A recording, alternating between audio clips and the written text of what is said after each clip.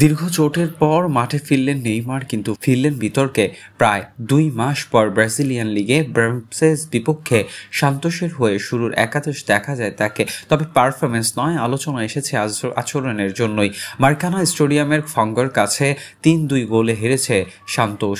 Neymar গোল আর assist কিছুই করতে পারেনি, বরং বারবার ফাউলের শিকার হয়ে রেফারির কাছে অভিযোগ জানাতে গেলে উল্টো নিজেই হলুদ কার্ড দেখেন।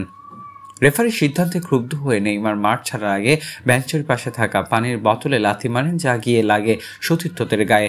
এরপর সরাসরি ড্রেসিং রুমে চলে যান তিনি।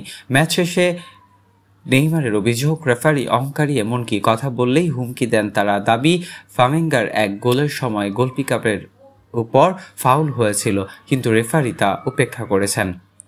চোট কাটিয়ে ফেরার প্রথম ম্যাচই নেইমার এই আচরণের সমালোচনার ঝড় বইছে ব্রাজিলের যুগে।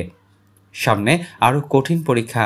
রবিবার শীর্ষ দল পালাইমানসের মুখোমুখি হবে সান্তোস।